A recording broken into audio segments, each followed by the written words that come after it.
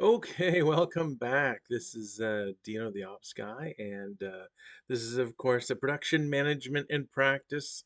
This is the little course that we have going on in production management and using Stardew Valley as sort of the sandbox or the factory tour that we can show you where we can apply a lot of the things that we're talking about. So we'll just get right into it. Um, so this episode, we're going to go through a few things, but the big focus I think is going to be on the whole notion of data, of analytics, of accounting, IT, that sort of thing. So really, production management to do it well, you need a lot of numbers and good numbers just to make the right decisions. So typical decisions you'd want to make are how many plants do we want to put in the ground for Stardew Valley at least? How often and when do we want to fish or mine, or like how do we sort of parse our time that way? So we need a descriptive metric. We're going to get into later in a different episode, difference between descriptive and normative metrics. But we need a descriptive metric to know if we are doing what we should be doing. Are we doing the best we can, kind of thing. So um, in some cases, we're gonna numbers are provided, whether it's through the Stardew game or sort of in other obvious ways. But that shouldn't limit us to what we can do. We want to basically sort of develop our own set of analytics. So we know that the game gives us sort of the thing that I've been using since the beginning was total earnings. So I know if I do two or three different runs and one has better total earnings, I'm probably doing better. So in that sense, it's a proxy for how well you're doing, right? But there's some limitations to total earnings. Certainly, if I want to, spend money on kegs, um, I that money doesn't end up in earnings because the wood or the iron or the copper that I'm using or the coal that I'm using doesn't actually get sold. So only when we sort of exercise those kegs, or another good example would be just walking paths that help us move faster, right? So there's some investments we can make. They don't get captured in the total earnings, right? Once we contribute to bundles, though, whatever we contribute to the bundles don't count. So in some sense, really, we have to decide: do we want to get credit for the stuff we're getting, or do we want to put in the bundle? And sort of in the basic case, we may have, let's say, a gold urchin that we need to put in the dye bundle, but we think, oh, well, we'll wait until we get a regular urchin so that we get the advantage of the gold, premium when we sell it to Pierre, or when we sell it, I guess, to Willie. So those kinds of things get in the way. And another good example would just be like if I make a package of spring seeds, well, essentially I can grow them equivalently as spring seeds, or I can grow them as blue jazz. But it's kind of a wash for how you do in the game. But as far as the total earnings go, because you've sold the seeds to buy other seeds, you've actually done better, which is a bit artificial. So we're looking at that. If you want to go beyond the game, go to the website on the board. You probably have seen this before, but there's a crop planner that you can use that I think is just sort of part and parcel to Stardew Valley. I don't know if Concerned 8 supports it or if it's some sort of outside group, but it can be very helpful, certainly very impressive. And I want to use that word impressive in a bit of a pejorative sense. So certainly it captures the harvest times so that if you plant parsnips 4 days later, it shows you on the calendar you're going to be able to harvest them. It'll actually give you the approximate revenue for that harvest. One of the problems, though, is that you can't put any forage seeds. So if you have spring seeds and you want to put them in, it just doesn't work out. You can't record it on your calendar at all. As well, if a crow comes and eats some of your crop, there's no good way other than going back to the original place where you planted it on the date and update it to say, well, you just didn't plant it. So there's some limitations to this, but certainly if you've never used it before and you start trying it, it is very impressive, actually. I am impressed with it. So really, the metrics that we need, we really want to capture: what is the total value of production? Now, earnings implies that we've sold it or shipped it. I just want to say once we've produced it, we're going to get record for it. Now, if we produce it and just keep it on the shelf in inventory, that's certainly not as good as if we sell it.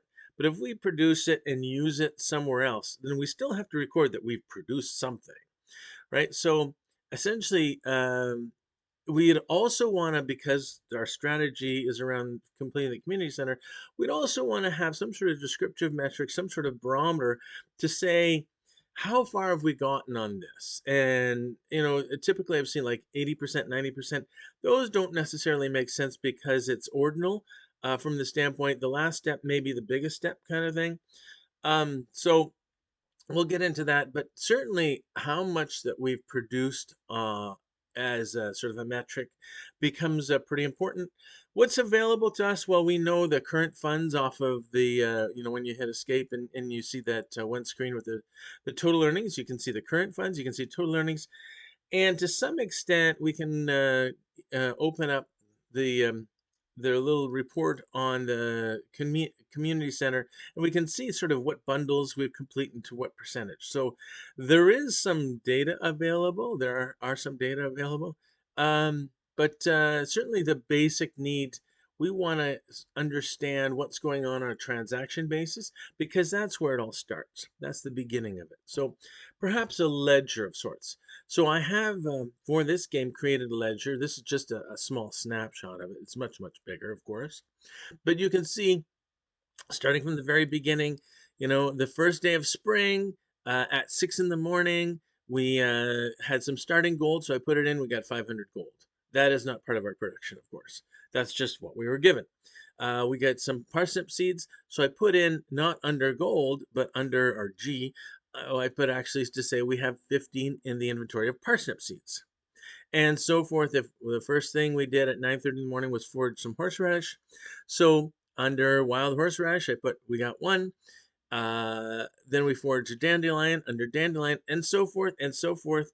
So this is a way to capture all the things that are going on so that later we can analyze it and accumulate it and sort of sort it to give us good information that we need of what's going on, the information that we need from a technological level. So even if we produce something to eat it, it's going to show up in the ledger, or if we gift it, it's going to show up in the ledger, or if we put it in a bundle, we want to get credit for that. So maintaining a ledger seems more of an accounting thing, admittedly. But the point is whether accountants do it or production managers do it, or whether there's two different, like there's a general ledger that the accountants keep, and there's a side ledger that the production manager keeps. Not to say that you're having two sets of books, just basically two structures of numbers, and they can actually be related, or you can sort of daily shift, all the new entries from the general ledger over to the production ledger and then add to it. But the point is, production needs their own set of numbers if they're not supplied by the general ledger. So some non-financial transactions really need to be looked at. So for example, if we have seeds and we put them in the ground to plants, well, we've lost that inventory of seeds because we can no longer sell them. They're in the ground. And then that plant has to be harvested. All of that band we want to keep track of because that's a big part of production. If we want to invest in infrastructure, whether it's putting down paths or building a barn or just making the causeway to the tide pools, we want to track that as an investment in something that we're looking to get a return on, and then we can deal with later whether the return is there or whether we made a bad idea kind of thing. So in this ledger, I've sort of scrolled down to the bottom of the ledger and taken a shot of it, but so we're looking, it accumulates basically at the end of the day up to day 4, and that's that top line: 264, 308 wood, 9 stone, 3 coal, 3 clay. That's the inventory at the end of that time. And at the end of day 4, we end up with 264 gold. And then additionally, we have 1250 in general inventory. If we sold it all, now we're not planning to necessarily sell it all. Some of the stuff we have to keep for bundles. Some of the stuff we want to keep for whatever else we have going on, right? but it shows how much of what each we have. It's a good record of that. It also captures what's being spent on infrastructure. So at the end of it, you can't really see, but we're saying we've already spent 100 gold or 100 G on a chest and 30 G for 15 steps of cobblestone path. So it's going to keep track of all of that, and it'll have a timestamp on each transaction. So what can I do with it? What kind of analysis? How does it help me? What's going on? Well, I can isolate different values and do different runs to see what's going on, whether it's for forging or for mining. For example, I've created these columns to say over time how much have I gained value in forging, in mining, in processing geodes, in fishing. And based on the first word in the transaction on the ledger, so I can see over time that up until the end of the fourth day, we have gained almost 2,000 G or 1916 G in foraging. We've gained 86 G between stones and coal just for using our pickaxe on the farm. We did a process. We processed a geode for 5 G of value in copper ore, and then for fishing, our total value added fished, just fish, not counting foraging on the beach. Fishing is 902, and we can actually work back to that to say how many transactions there were, and we divide that through, and it works out to an average of 50 G per fishing transaction. So that we can actually use pretty helpful because we know that from a previous, not a necessarily a comprehensive study or anything, but just sort of a finger in the air study, we know that every 18 minutes at the ocean with zero level of fishing, we're going to catch a fish. At least that's the track record that we have. So we know if we set up, if we set up to go fishing, and we multiply that through 18 minutes, we're going to get 50 each. It works out to a little over 150 G per hour. So now we have sort of return for fishing, so we can compare that to other things. So for example, parsnips, we know that if we can water 30 plots per hour, parsnips are really getting about 114 G per hour. If we can do 40, if we're a little faster, then it's going to be about 152. So on the face of it, fishing, if we're in fishing, we're going to do better than if we're watering parsnips. Now, parsnips are at the farm, so we don't have to walk that far. Fishing, we pretty much have to walk 40 minutes to an hour there, and then 40 minutes to an hour back. So we have to consider that as sort of a setup cost every time we do it. But still, if we consider that setup cost, if we're only watering 30 plots per hour, and it's going to fluctuate, but if we're doing 30 plots per hour, then essentially 3 hours of fishing will give us that same return. If we're doing 40 plots per hour, well, then we'd have to do 11 hours of fishing to get that same return. So all that to say, we're still justified in planting our parsnips now. And as we move on in the time, we'll actually plant more valuable stuff. But for now, we're just doing parsnips. But we want to sort of have in mind a way to compare these. And here's an example of how we would compare these, given that we've already started our ledger. So comparison, the numbers are rough. We know that. 18 minutes may not endure. Maybe it'll be 15 minutes. Maybe it'll be 20 minutes. Maybe it'll be much more. Maybe if we go to a different location, it's going to be completely different. But as a finger in the air, it starts to show, what comparison we're looking at. And the other thing, we haven't really considered competency. So if our fishing competency increases and our farming competency increases, maybe they're going to diverge and maybe one will be favored over the other. But again, the ledger is going to help us figure that out. So let's talk about sort of information technology in general and the history of how it's been worked in production really starts back to scheduling, right? So originally programs were used to basically take the bill of materials, or the BOM as they used to call it, or still call it, I guess, to say we know that a chest requires 50 pieces of wood. So if we need 10 chests, then we need 500 pieces of wood. So the computer program would just basically take a matrix that is the schedule and blow it out to say what raw materials we need for that schedule. So these programs basically converted the sales forecast to the material requirements, and thus they were called Material Requirements Planning Systems, or MRPs. So that was the first step. It didn't take long before computing got a little better, and basically within, let's say, 5 years to a decade kind of thing, they started realizing, well, it's not that much harder to add essentially a capacity plan in there to say there's only so much time we can put on each of these machines, so let's factor that in and decide how would that change our schedule if we knew that. What if we knew that we had a yield loss, if there were some quality control issues? If we could factor that in, then we'd actually need more materials in some areas, and certainly it would change the capacity level in others. So that could be factored in fairly easily with a computer program. We could look at different departments, maybe they're feeding each other, and how that interface works. All of these things are fairly easy to do once you've set up an MRP. So they've come up with a new type of sort of the next generation of scheduling, which um, looked at resources, and confusingly they called it MRP2, even though it's not material requirements planning, it's actually manufacturing resources planning.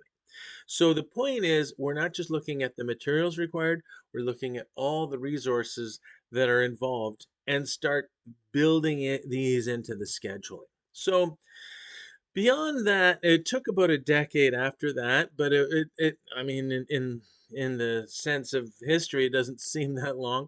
But they quickly figured out, well, we can include sales in this, so we actually have a live sales feed. We could include some sort of warehousing numbers in here, so we have a good set of inventory.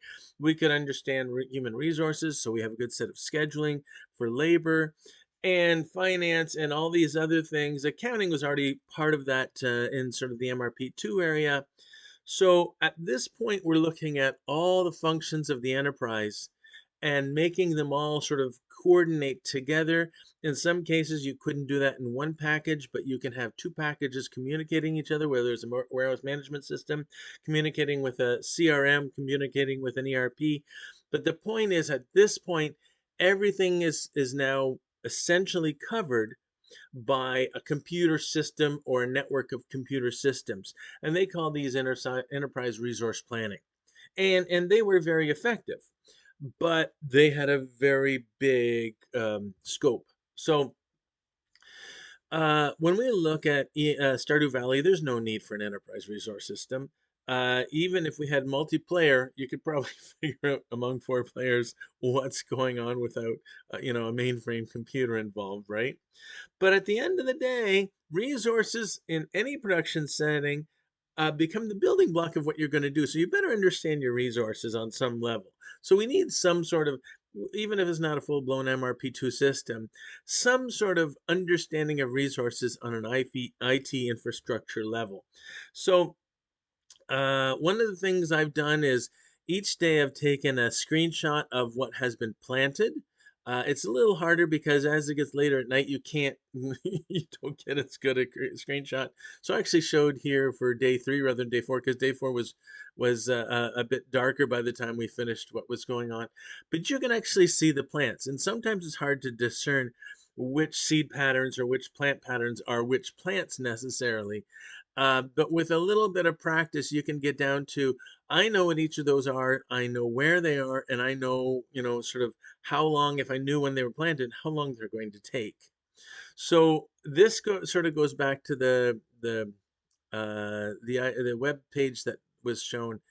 But this is now going to be very individualistic to say, we're going to capture what's going on, and we're going to know what's growing where, because now we actually have the locations, and that's going to be helpful. So if I'm looking at where we're plotting, on the top we have the day 3 data, and you could see sort of day 3, day 4. So in the day 4 one, I've sort of updated, well, if we have a wild seed, WX6 on the top left there, and the train's going by, and the next day, what we're saying is that wild seed and has 6 days left in it. The next day is only going to have 5 left in it. So you can see that all the ones on the day 4 to the right are basically decremented from all the ones on day 3. So we can understand how much left they have as far as a growth cycle. You'll notice that the green beans I've used negative numbers, and that's because they don't actually die off. So in that case, if it's going to be 10 days and then every 3, I forget what green beans are, but that -10, we're going to see a harvest, and then -13, then -16, etc. We can actually use those numbers to sort of translate. But all the rest of the positive numbers, that's going to be obvious. Once it gets to 0, it's time to harvest. So if we look towards the bottom there, we have basically that same information from day 4 on the top, move to the bottom, and then we'll add anything that has been planted. There's a little red swatches that you'll see there. The red swatches mean the crow got one of those. And then in the bottom, when I've replaced it with a parsnip, a new parsnip, or a PA4 for a parsnip that still has 4 days left on it. So you can see that we're capturing what's going on. The other thing you can see, if you look to the sort of the right of the day 4, there's the day 5. There's a whole bunch of PA zeros, and that means those are parsnips that are ready to harvest. And we can actually do a count of those, just so we know where they are. And then if we want to plant something like a cauliflower, where we'd like to get groups of 9 together, so if we can get a jumbo cauliflower, that would work. We now have a map that we can plan going forward to say how much room and what sort of contiguous shape is that room. So if we're looking through, coming into day 5, we see that we have 102 plants, and 31 have been need to be harvested, and 31 have to be hard. Yes. This also means that we can buy 31 new plants and plant them, because we know we have the space now in the ones that we've pulled out.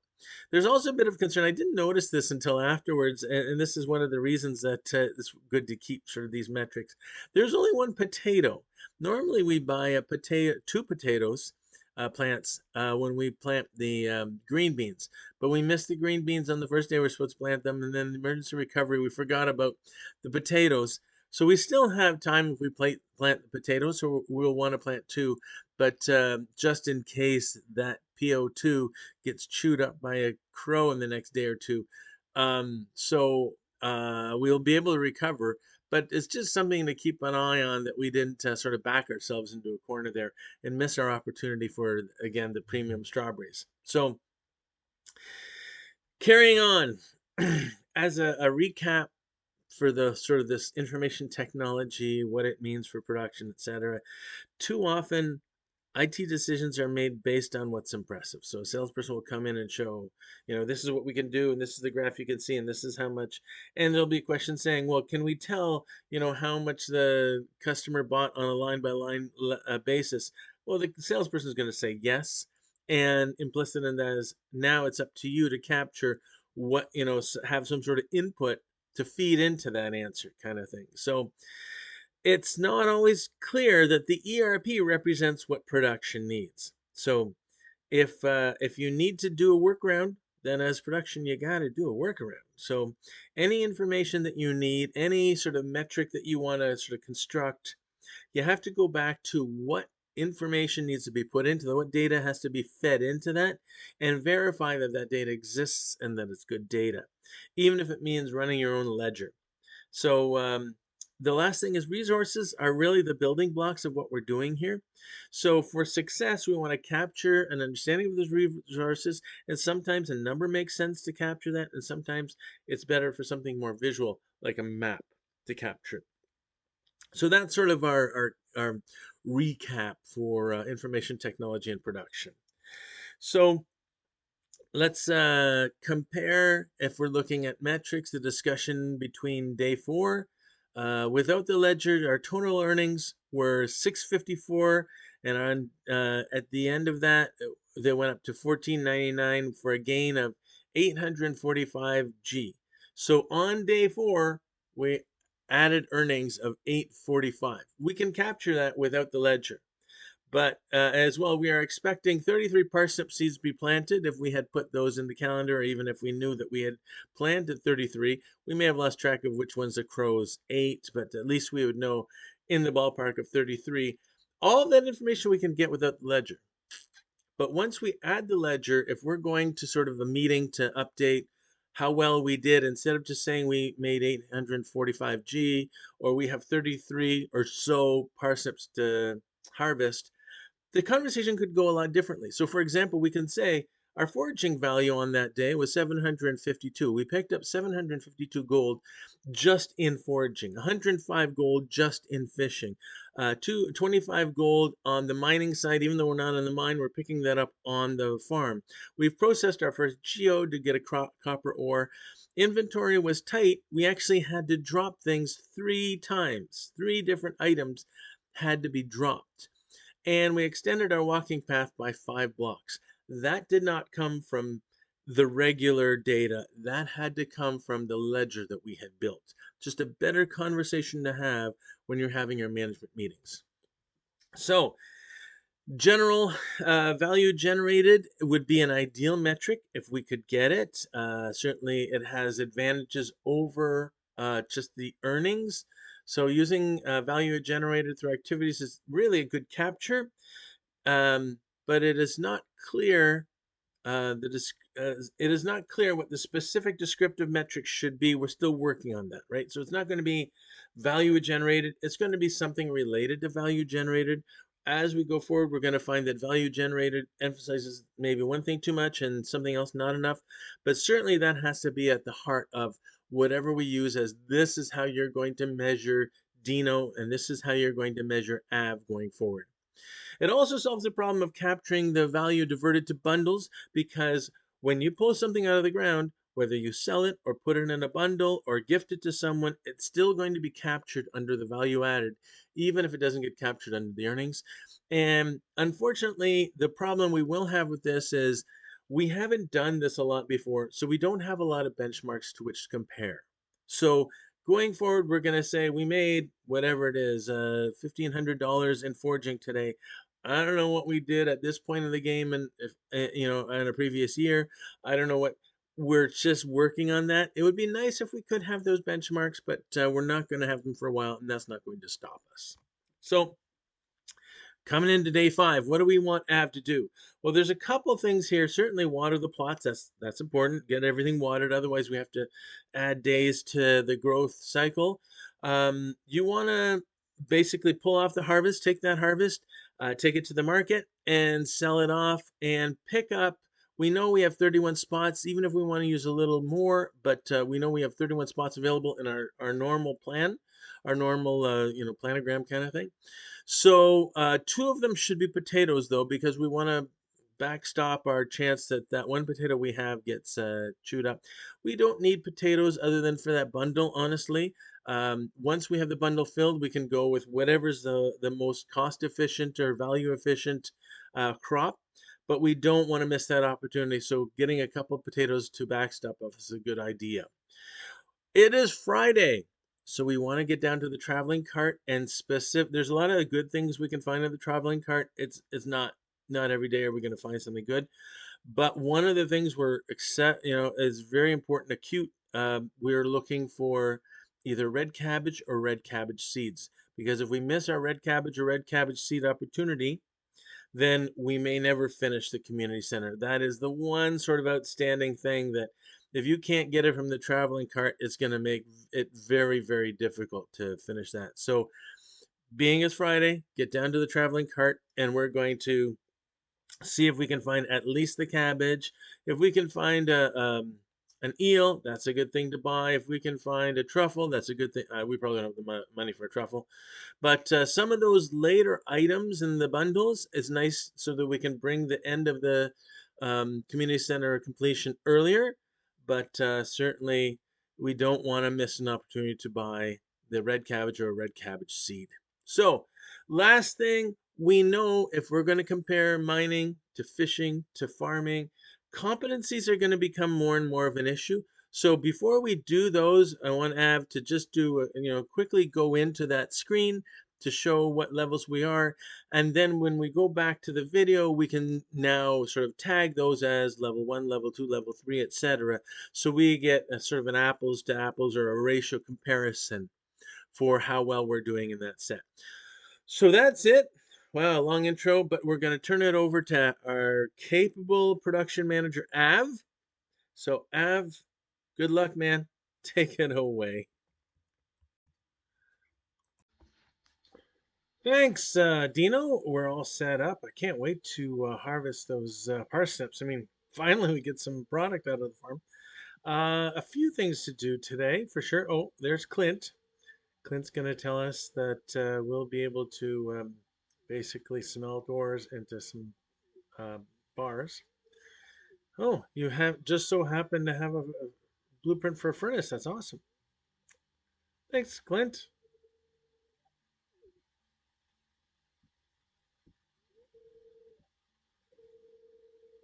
All right, you head home. Oh, and there's Marnie. Marnie's got a cat.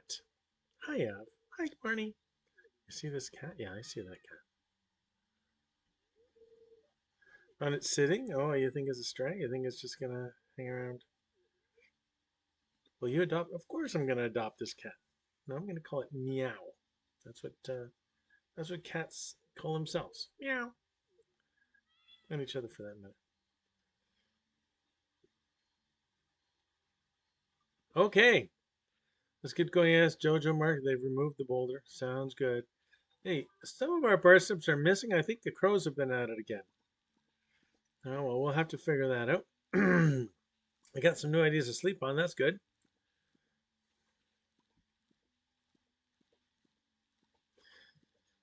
Okay, we got 30 parsnips. We'll keep two. One, of course, is going to go into the bundles, but just having a one or two extra is nice just in case it comes up in one of the quests or I feel like making some food with it or eating it. I don't know, whatever the case.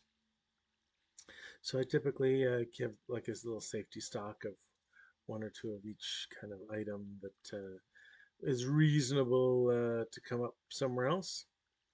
So we're gonna do our best to water these. I don't water the ones typically. I don't water the ones that don't have plants on it, and that's a bit of an error proofing that on occasion I've watered them all because it seems more efficient to water them that way.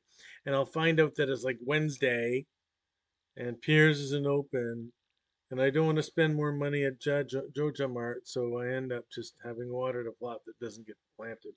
So sort of the error proof. The other error I'm going to fall into is that I'm going to first leave it, first plant it before I water it. So okay, so we're going to finish this up. We've already dropped off a couple parsnips. We're going to head down to the cart, and part of that thinking is that if the cart's got the product, even if it's too expensive, at least we'll know how much money to keep back should we want to invest in that instead of parsnips or whatever the case. We definitely need the, I shouldn't say we definitely need the potatoes. We could probably get by without potatoes. One is probably, I mean, what are the chances that a crow is going to find that one? Okay. The fact that it probably, Murphy's Law, it'll probably happen. So, all right, so we're going to the cart, and specifically, we're looking if we see red cabbage, it's ours. If we see red cabbage seeds likewise. So good stuff, pumpkins. Yeah, no, nothing that nothing's going to make a big difference. I'd love to take a side to these weeds and get the thatch or the fiber or the seeds, but I don't want to do that yet because I don't have enough room in my bar. Again, the taskbar inventory is becoming an issue. I'll probably come back that way because I do want to check out the spring onions. So it's not unrealistic that I'm going to end up back there, probably right after we plant. So we're going to hit the beach first. If there's any more money we can scavenge from the beach, we'll do that. And then we will go and spend money on two potatoes and uh, and some parsnips. I don't know what the right number of parsnips are. I mean, it's, let's say anything from 30 to 40. We can sort of look at how much money we have and say, maybe we should stop at even 500 or something like that. And not as big of a deal for sure. As long as we get 30 or so planted, a little more wouldn't hurt. So yeah, we I don't know if I have mussels. The coral definitely worth selling. I think I think we still need mussel for crab pot bundle. So let's keep that mussel. Sell off the coral. Good, 424. And then we're going to get some more. I forget how much in the all the advancements they keep sort of posting us.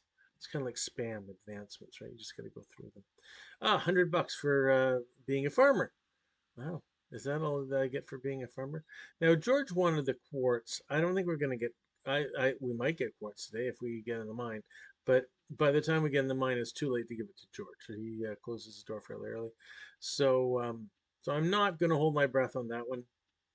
Ordinarily, I'd try to do a little extra to make the delivery work, but we're not going to do this one. So, hi, Pierre. We're not going to say hi. We're going to say on this side of the counter. Give you all our parsnips. Grab a couple potatoes.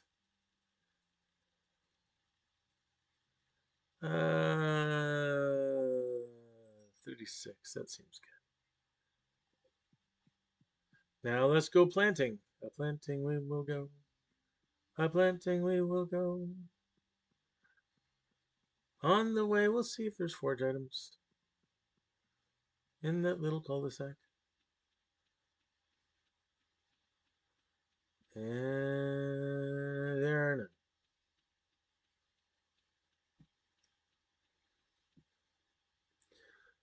Okay, let's put the potatoes together in a spot that it's not going to be hard to find to get rid of the mussel.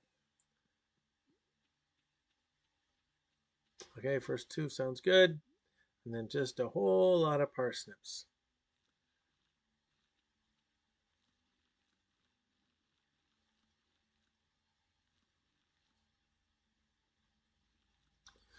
Now, unlike parsnips or the other way around, cauliflower, unlike parsnips, will has the opportunity to make like a big oh, I'm not.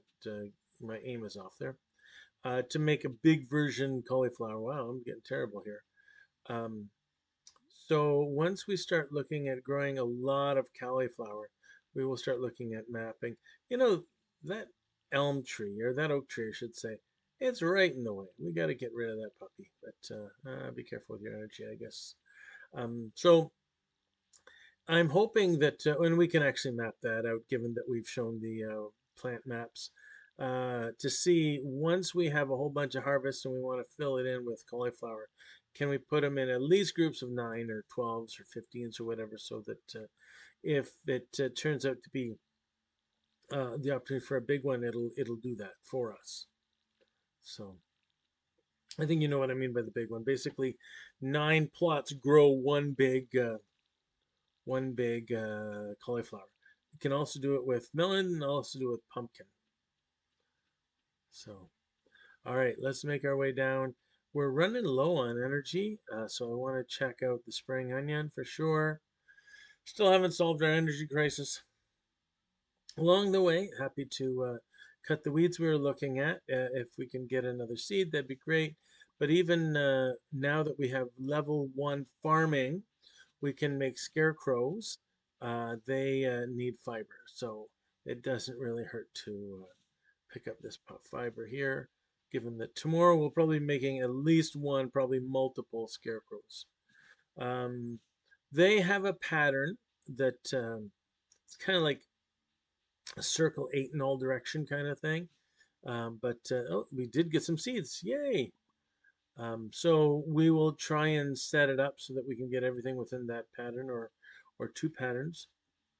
Often I forget, for example, if we get rice shoots in the mines, I'll plant rice shoots right near the water and forget to put a scarecrow there.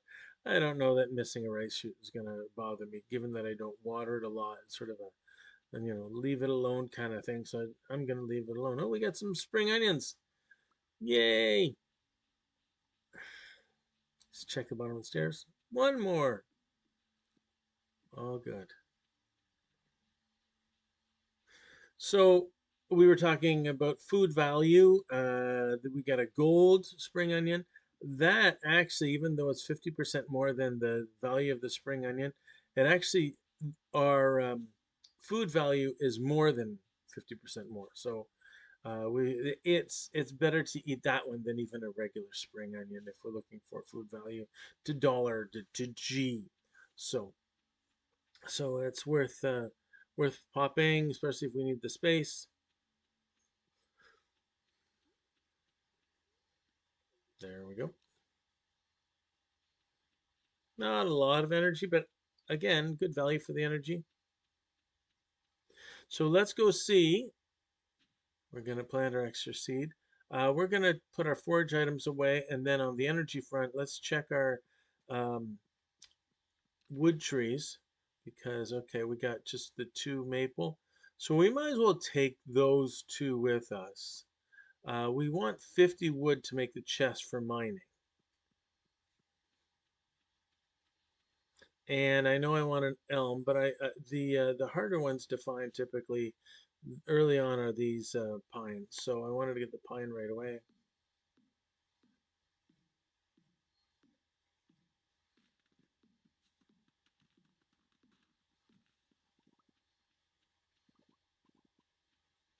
Okay. So we get 2 pine seeds. That's awesome. We have 2 maple, 2 pine. Now we can. We got to make some room, so we're going to get rid of the sap, and of course the fiber. We don't need to carry that around either. So let's get rid of this tree. It'll give us way more visibility. This goes back to the 5S thing. Oh, we need some energy. This goes back to the 5S thing I was mentioning before. 5S really isn't about cleaning up as much as making everything visible and obvious. And that tree is in the way.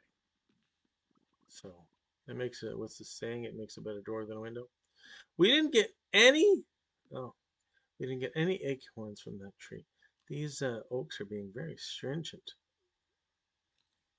So if we do get an acorn, then it's nice to make up a field snack. So we can take that mining with us.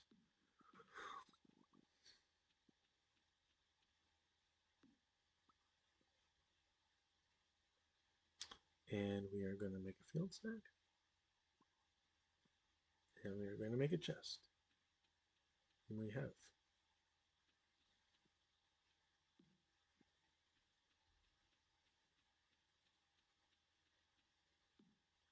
As I randomly see these. Oh, there, that's what we're looking for. Let's make a field snack. It'll make the space.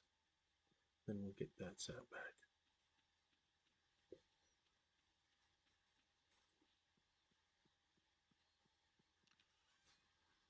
Okay, we are ready to go mining. We'll take a sort of a circly path that we can look for forage items. That doesn't hurt. So nothing apparently up here. It's funny. Sometimes it's none. Sometimes it's 2. I don't know that. I don't know it's all that much of an average. Sometimes you will see forage items on the other side of the bridge. This is our first time looking there. We'll take a look.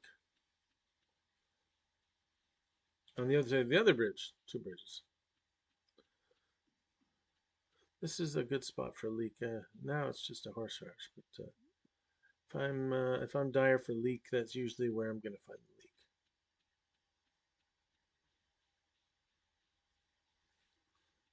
leek. Okay, Marlin is going to give us a sword. That's awesome. Not a good sword, just a rusty sword.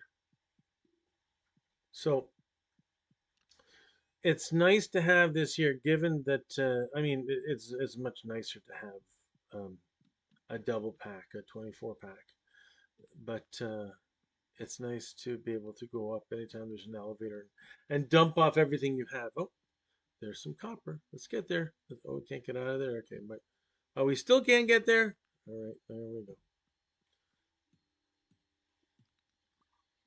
All right, we better eat something. So now we got our quartz. Yeah, I guess we could run to. I don't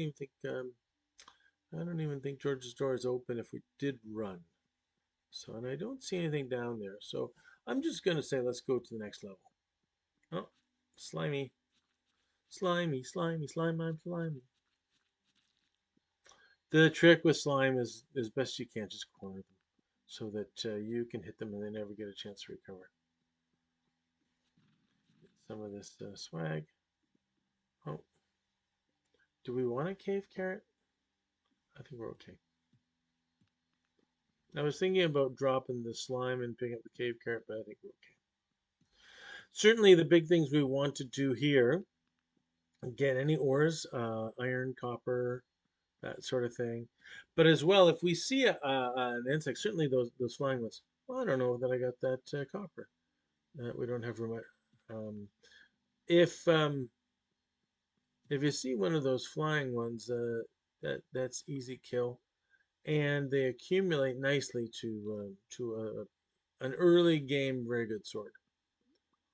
Oh, nice. So the idea with the crab, if you can kill the crab and get sort of a crab shell, like a crab, then you can actually use it in the crab pot bundle. See if we can go back and get that copper, because copper, like I said, is pretty valuable.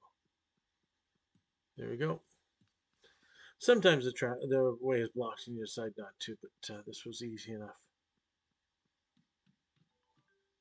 And we are at level 5. See if we see any of the flying guys. Nope, not really. Now, our inventory is full. I'd love to go and pillage a little bit more, but we're better off just dumping and then coming back. That gives us the most opportunities.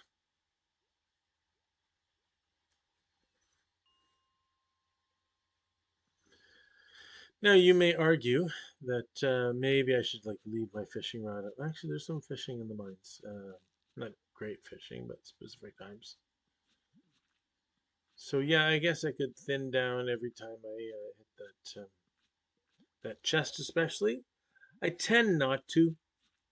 Maybe it's laziness, but I don't see that as a big driver. All right, we're in sleepy mode. We're probably good. Oh, well, let's go get the free stuff.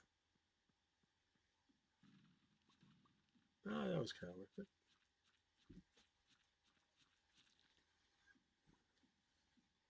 All right, let's go up. Onward and upward.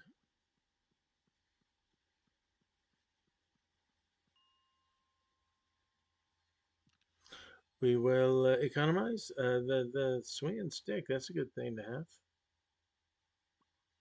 Bring the quartz. Yeah, we should bring the horseradish. We can come back for the stones. We definitely need the copper, though. We can come back for the kelp.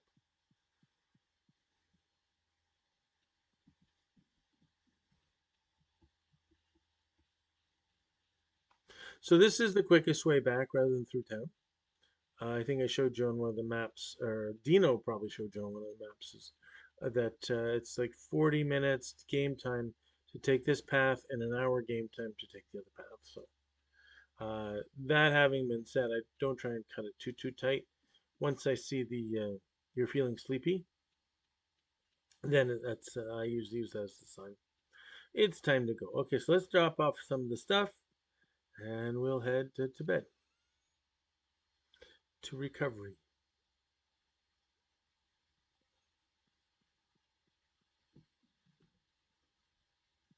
In we go. And the advantage of having the bed so close to the door. Yes, we're going to make scarecrows. That's exactly what's going to happen. Thanks, Av. Fantastic.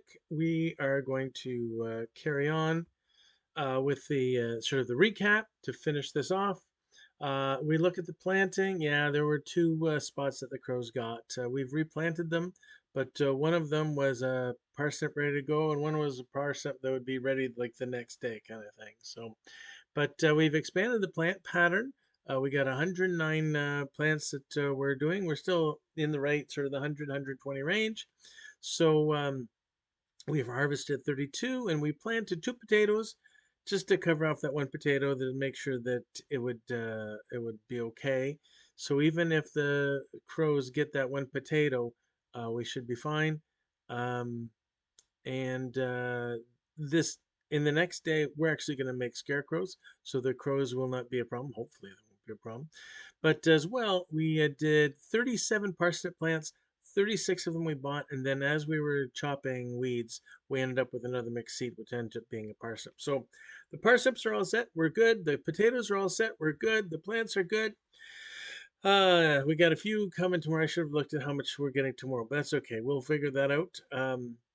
As far as the ledger goes, we're just drying this out. We did forage 454G extra foraging today, 257 mining value today. We didn't process any more geodes. We didn't do any fishing. But we did a couple new that will certainly harvest 1,058. That's a good harvest. I like that. A lot of plants, not high value plants, but a lot of plants.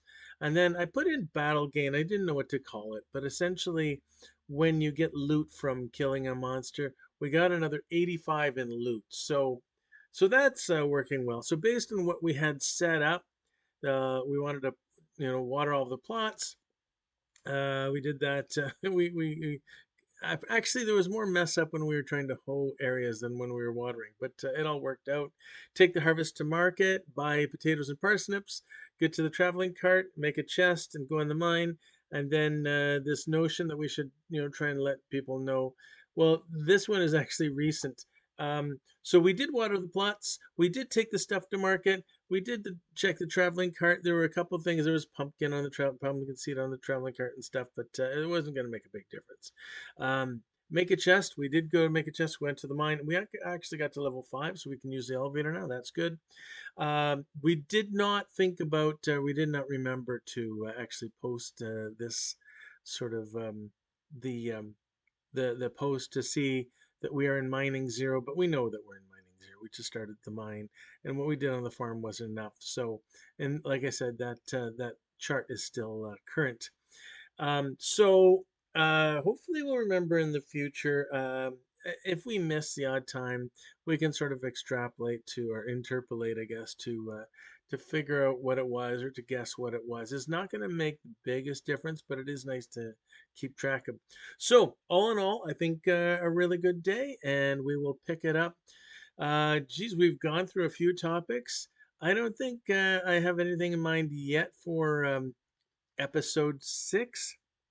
But hopefully, I'm getting the right topics. If you want to see something specific in episode 6 that relates to something that's going on, I try and work with everything that we're confronted with in Stardew Valley to sort of make it current. But certainly, if there are topics that you want to include going forward, even discussions that don't work in Stardew Valley, for example, we don't have any competition in Stardew Valley, so that part of the strategy doesn't really work. There's nobody, racing us to get to peers to get a better deal on their produce, that sort of thing. There's a few other things where there are limitations given that it is a video game, but I think it's pretty. It's got a lot of stuff in it, so I think we will cover a lot of topics again. If you can think of one, happy to include it. Hopefully, you're getting a lot out of this. It's Dino the Ops Guy signing off. Thank you.